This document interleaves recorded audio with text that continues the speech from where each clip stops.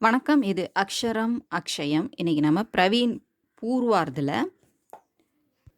நவீன் கத்ய சயனிகா அதில் இருக்கிற இரண்டாவது பாடமான பாப்பு கி குட்டியாமே ராமவிருக்ஷ் பேனிபூரி அவர்களால் எழுதப்பட்ட பாப்பு கி குட்டியாமே, பாப்புவின் காந்தியடிகளின் குட்டியா குட்டிலில் அங்கே இருக்கக்கூடியதை பற்றி இவர் சொல்கிறாரு. ராமவிருக்ஷ் பேனிபூரி அவர்கள் சொல்கிறாரு, அங்கே இருக்கக்கூடிய காந்திஜி உபயோகப்படுத்திய பொருட்கள் அதெல்லாம் பார்க்கும்போது காந்திஜி அங்கேயே இருக்கிற மாதிரி ஒரு உணர்வு, அவரை பார்த்த மாதிரியான ஒரு உணர்வு அவருக்கு இருக்குது. அவரை மிஸ் பண்ணும்போதெல்லாம் அங்கே போய் பார்க்குறாரு. ஸோ அதை அவர் சொல்லும்போது நம்மளும் காந்திஜியை பற்றி தெரிஞ்சுக்கிறதுக்கும் அவரையே நேரில் சந்தித்த மாதிரியும் நமக்கு ஒரு உணர்வு ஏற்படுது. அந்த மாதிரி இவர் எழுதியிருக்கிறாரு. வாங்க பார்க்கலாம்.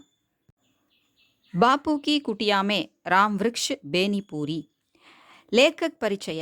बापू की कुटिया में यह निबंध श्री राम वृक्ष बेनीपुरी का है. ஸோ இந்த நிபந்து, இந்த கட்டுரை ராமவிருக்ஷ் பேனிபூரியுடையது. 1920 अर्थात 1920 में गांधी जी के नेतृत्व में असहयोग आंदोलन आरंभ हुआ. 1920 காந்திஜிக்கே நேத்திருத்துவமே, காந்திஜியின் தலைமையில் அசகயோகு ஒத்துழையாமை ஆந்தோலன் ஒத்துழையாமை இயக்கம் ஆரம்புகுவா துவங்கியது.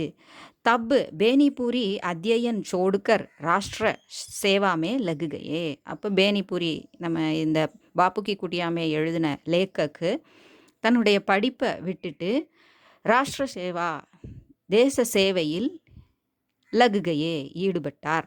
वे 15 वर्ष की अवस्था में ही पत्र पत्रिकाओं में लिखने लगे.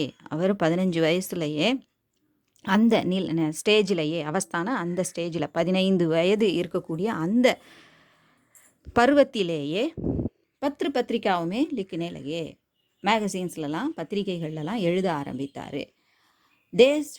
தேஷ் சேவா கே காரண் உன்கோ ஜெயில் ஜானா படா. தேச சேவையின் காரணமாக அவருக்கு ஜெயிலு போக வேண்டியிருந்தது, சிறைக்கு செல்ல வேண்டி நேர்ந்தது.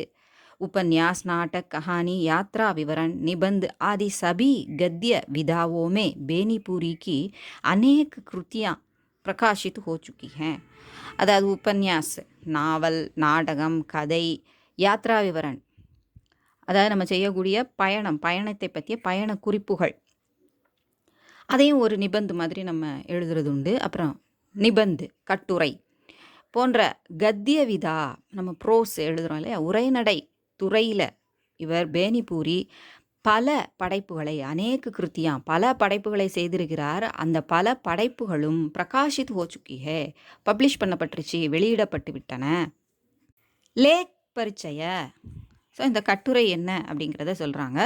காந்திஜி கி மிருத்யு கே பாத் லேக்கக் உன்கி குட்டியாமே கயே. அவருடைய அந்த குடிசைக்கு செல்கிறார். குடிசை, குட்டியா அப்படிங்கிறது பெண்பால்ங்கிறதுனால உன்கி குட்டியா அப்படின்னு கொடுத்துருக்கு. அவரது குடிசைக்கு செல்கிறார். யார்? இந்த லேக்கக். உஸ் சமய लेखक ने जो देखा उसी का इस निबंध में वर्णन किया गया है. அந்த நேரம் அவர் என்னெல்லாம் அந்த குட்டியால் பார்க்குறாரோ, எந்த பொருட்களெல்லாம் அவர் அப்சர்வ் பண்ணுறாரோ, அதை பார்த்து காந்திஜியை நினைவு கூறுறாரோ, அந்த விஷயம்லாம் இதில் வர்ணனை செய்யப்பட்டிருக்கு இந்த கட்டுரையில். லேக்குக்கா சாராஞ்சு. இப்போ நம்ம சாராஞ்சு பார்க்க போகிறோம். அவர் என்ன எழுதியிருக்கிறாரோ அதை பற்றி சுருக்கம், சம்மரி பார்க்க போகிறோம்.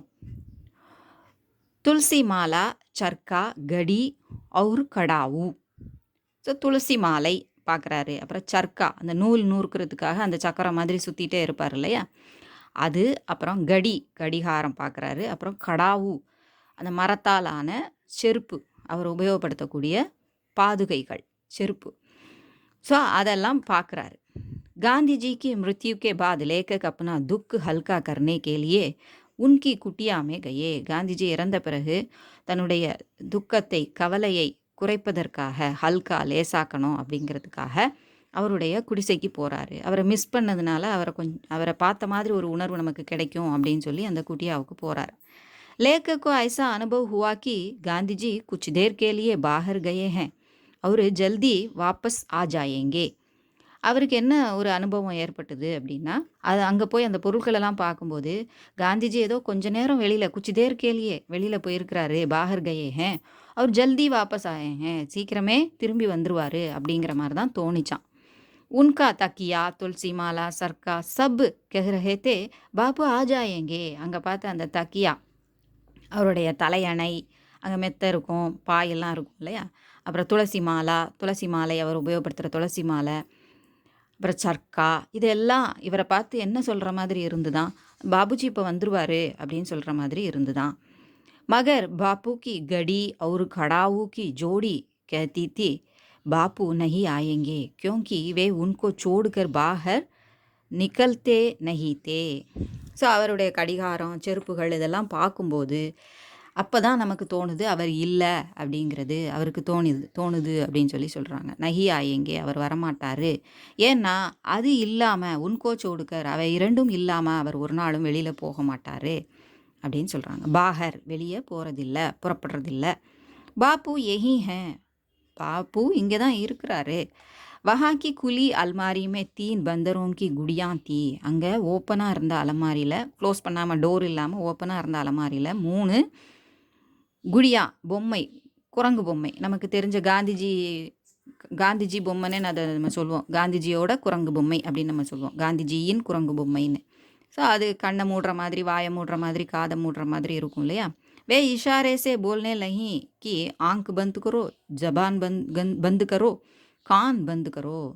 அது நமக்கு இஷாரே, ஒரு குறிப்பாக நமக்கு குறிப்பின் மூலமாக நமக்கு எப்படி உணர்த்துது, சுட்டி காட்டுது அப்படின்னா, கண்ணை மூடிக்கோ, வாயை மூடிக்கோ, காதை மூடிக்கொள் அப்படின்னு சொல்லி அது சொல்லுது. அதாவது தீயவைகளை கேட்காதே, தீயவைகளை பார்க்காதே, தீயவைகளை பேசாதே அப்படிங்கிறதுக்காக அந்த மாதிரியான நேரங்களில் அதெல்லாம் மூடி வச்சுக்கணும் அப்படின்னு சொல்லியிருக்கிறாரு.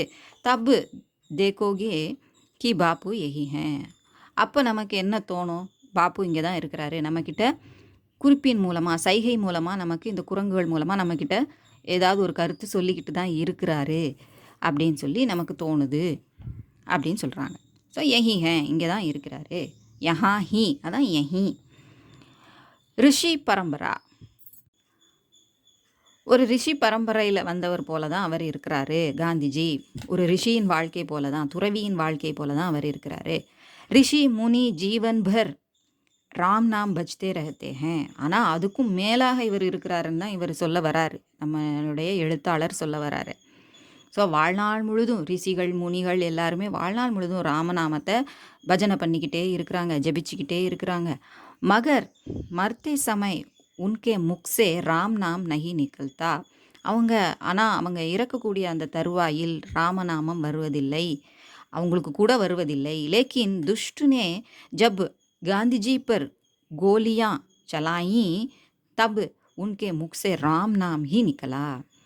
ஆனால் காந்திஜியின் மீது துஷ்டுனே, ஒரு துஷ்டன், ஒரு தீயவன், முரடன், அந்த கொல்லணுங்கிற எண்ணத்தோடு இருக்கக்கூடியவன் காந்திஜியின் மீது குண்டு செலுத்திய போது அவருடைய வாயிலிருந்து ராம் அப்படிங்கிற வார்த்தை தான் வெளிவந்தது அப்படின்னு சொல்கிறாங்க. ஜனம் ஜனம் முனி ஜத்தன் கராஹி அந்து ராம கஹி ஆவத்து நாஹி அப்படிங்கிறாங்க.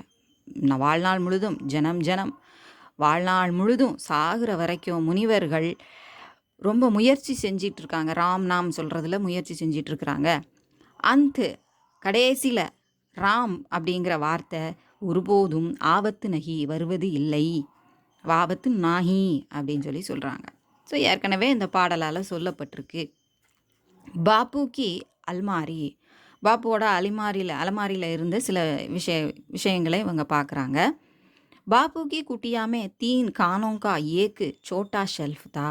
அதாவது 3 பகுதியாக பிரிக்கப்பட்ட 3 கேபின் இருக்கக்கூடிய, 3 ட்ராயர் இருக்கக்கூடிய அலமாரி ஒன்று அங்கே ஷெல்ஃப் ஒன்று அங்கே இருந்தது. சோட்டா ஷெல்ஃப், ஒரு சிறிய செல்ஃப் இருந்தது.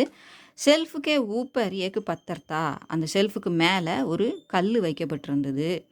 யஹ் பாப்பு கேலியே பேப்பர் வெயிட் காம் கர்த்தா தா, அது பாப்புவுக்கு ஒரு பேப்பர் வெயிட்டாக உதவிச்சு. இப்போ ஒரு கூழாங்கல்லாம் நம்ம அந்த காலத்திலே வச்சுருப்பாங்க, அப்படி பேப்பர் வெயிட் மெனக்கட்டு போய் வாங்க மாட்டாங்க. கூழாங்கல் எதுவும் கிடச்சிதுன்னா வீடு கட்டும்போது மணல்லாம் வரும்போது அதிலலாம் சில கூழாங்கல் இருக்கும், அருமையாக இருக்கும், பார்க்கவே அழகாக இருக்கும், சுத்தமாக வெளவெளேர்னுலாம் கூட இருக்கும். ஸோ அந்த மாதிரி கற்களை இவர் பேப்பர் வெயிட்டாக உபயோகப்படுத்தினார் அங்கே ஒரு கல்ல அப்படின்னு சொல்லி சொல்கிறாங்க.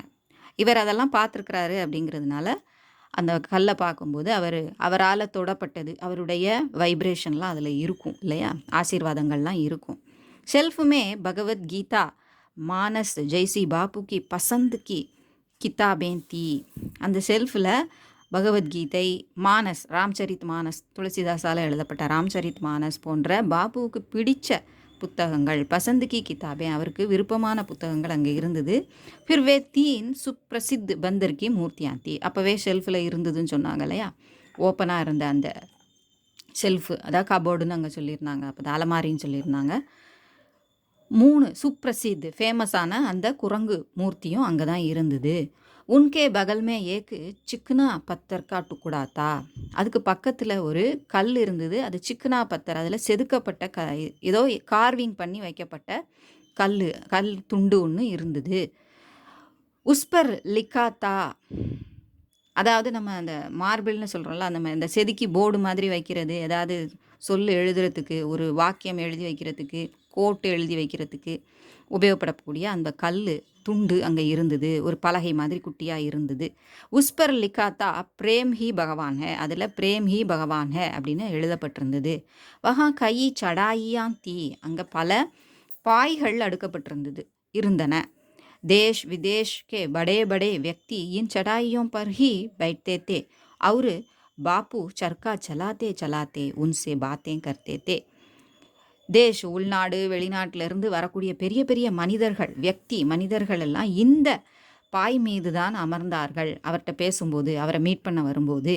பாப்புவும் சர்க்கா, அவர் அந்த நூல் நூற்றுக்கொண்டே, சர்க்காவை சுழற்றி நூல் நூற்றுக்கொண்டே தான் அவர்கிட்ட பேசினார். அந்த டயத்தையும் அவர் வேஸ்ட் பண்ணலை. பேசினாலும் கைக்கு வேலை கொடுத்து அந்த நேரத்தில் எவ்வளவு நூல் அவர் நூற்க முடியும் இல்லையா, ஸோ அந்த பொழுதை வீணாக்காமல் உபயோகப்படுத்திக்கிட்டாரு.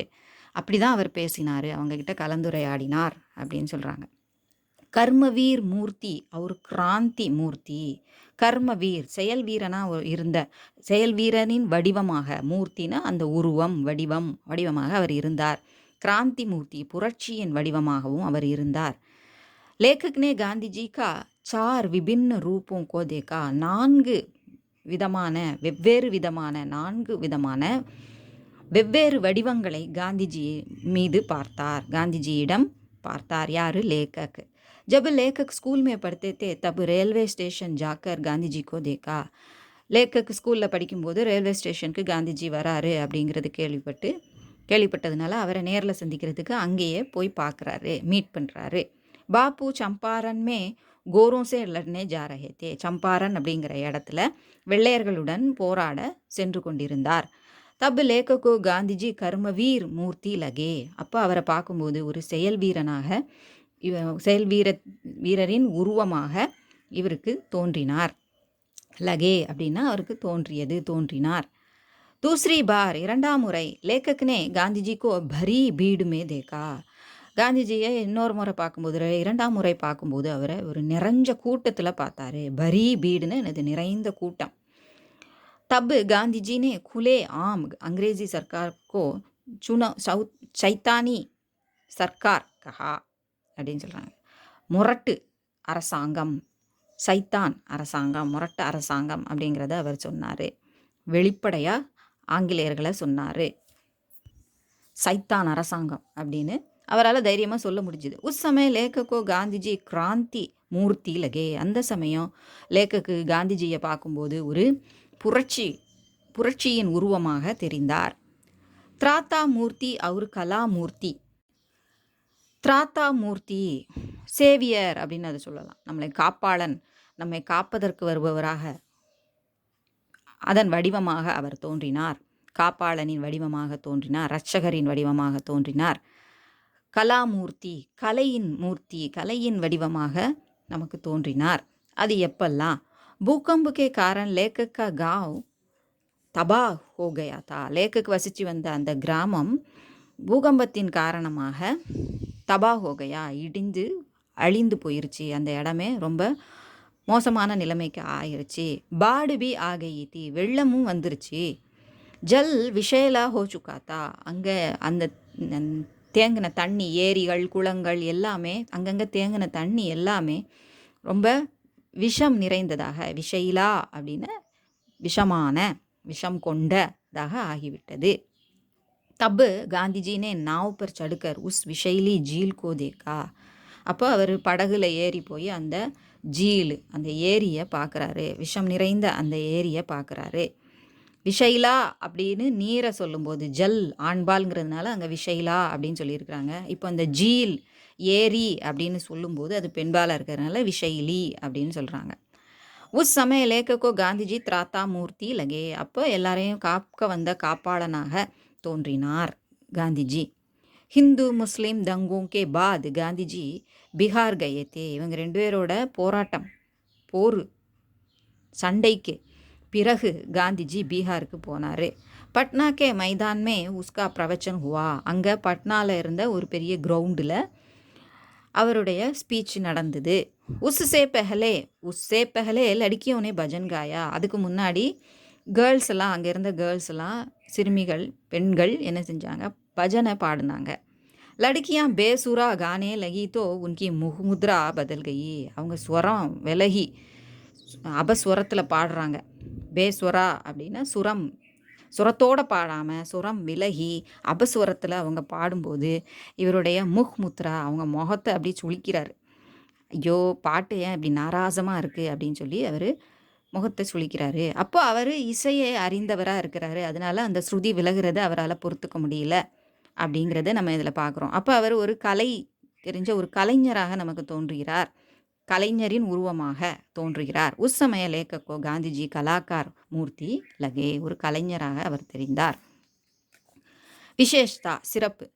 குச் சமயக்கேலியே खुद हम पाठक गांधी जी के दर्शन कर पाते हैं. கொஞ்ச நேரமே ஆனாலும் நம்ம பாட்டக்கு கூட காந்திஜியின் தர்ஷன் கர் பாத்தே ஹேன், அவரை நம்ம தரிசனம் செய்கிறோம், செய்ய முடிகிறது, நம்மளால் இயலுகிறது. பாத்தேஹேன்னா பெறுகிறோம், காணப்பெறுகிறோம்.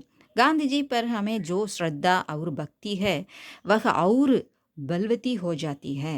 நம்ம காந்தியின் மீது நமக்கு இருக்கக்கூடிய ஹமே நமக்கு ஜோ ஸ்ரத்தா எந்த ஒரு ஸ்ரத்தை, மரியாதையும் பக்தியும் இருக்கிறதோ அது இன்னும் பலப்பூர்வமாக, பலமுடையதாக, இன்னும் ஸ்ட்ராங்காக ஆயிருது அப்படின்னு சொல்லி சொல்கிறாங்க. ஸ்ரத்தா பக்தி அப்படிங்கிறது பெண்பால் அப்படிங்கிறதுனால பல்வதி, அது இன்னும் பலமுடையதாக ஆகிறதுன்னு சொல்லும்போது அந்த ஸ்ரத்தா பக்தியை தான் நம்ம மீன் பண்ணுறோம் அப்படிங்கிறதுனால அதை வந்து பெண்பாலில் பல்வத்தின்னு கொடுத்துருக்காங்க. இல்லைன்னா பல்பான் அப்படிங்கிற வார்த்தை ஆண்பாலுக்கு நம்ம சொல்லுவோம். लेखक का वर्णन इतना प्रभावपूर्ण है कि वर्णित दृश्य हमारी आंखों के सामने अपने आप खींच उठते हैं.